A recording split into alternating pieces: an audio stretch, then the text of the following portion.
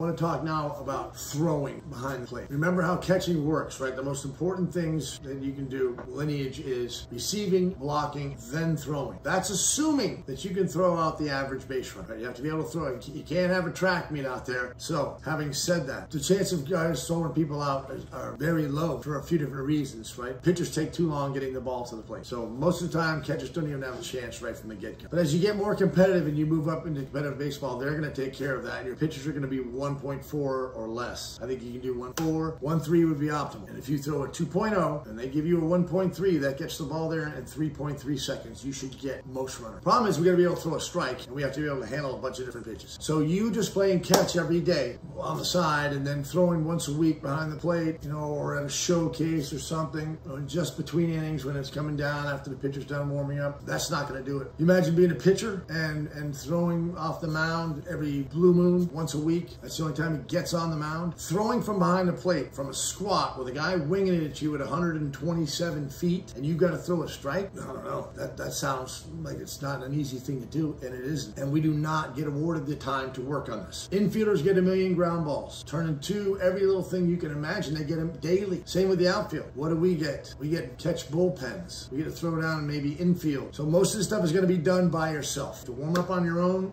with the other catcher, and you have to have discipline doing that. I'm going to take you through all these throws so that it's a progressional way about it. You have to start out at the bottom, standing up, and work your way down. Most people come out and they get their arms loose. Okay, here we go. Now let's go behind the plate and throw. Really? So you get your arm loose and you're going to go pitch. Now we're going to get you, as soon as your arm's loose and you've done some long toss and you're loose, we're going to get you on the mound now and have you slide step, throwing all your pitches. You think that's going to work out good? It's not, because it's too much to do. So what we want to do is introduce our mechanics as we're playing catch, as we're getting loose, so that daily when I'm preparing for the game, I'm actually getting all my catching work throws in by working from standing up all the way down. I'm going to show you how to do it. I've been doing this for years, and this stuff is money. You do it this way, makes life a whole lot easier. Like I said, you don't want to start out on the mound throwing from a slide step. You don't want to start out on the mound the first time you got to throw down in a game with your gear on in a squat, guys throwing you a slide ball down low, and you got to come up and throw a strike from 127. If you haven't been practicing that a lot and you don't know how that works, and your weight stays in the right spot, your head's in a good place, and you haven't put this package together, you are not going to throw a strike at 127. Not going to happen. So you better adopt progressional style of training to add more and more steps, and we end up with down and throws, the full live action. And we'll do all that training the same way with everything. You do that way with our receiving, with our blocking. You start out easy and you add more and more and more till you're game ready. That way you get to not miss any pieces of the stuff that we really need. You can't be out there trying to do this job halfway. So that preparation,